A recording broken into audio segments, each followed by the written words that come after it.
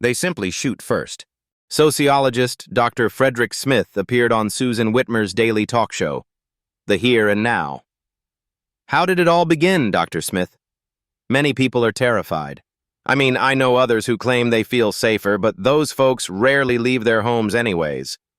Younger members of the audience laughed and clapped. Thank you for having me here, Susan. You asked me how it all got started. Very simple, really. A prototype Bobby Series 6 android joined humans while on patrol to learn of their behaviors and enforcement strategies. What happened was supposed to be a routine traffic stop, but the officers suspected foul play. It's easier to understand by showing you this hollow projection clip. "Step out of the vehicle with your hands up," shouted an officer. "Keep your hands clasped behind your head and kneel." Essay. Dr. Smith paused the hollow projection and said, "You can see that the suspect tries to put his right hand into his pocket, but his family members say he was autistic." He then continued the segment.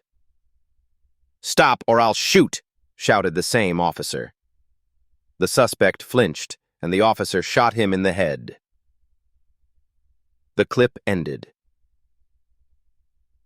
Members of the audience gasped and mumbled to one another. Susan made hand gestures for them to quiet down.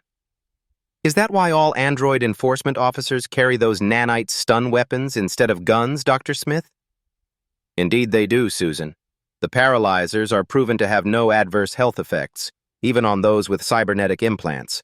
Yet, the android enforcers who replaced humans no longer ask suspects to kneel or get into a passive stance anymore."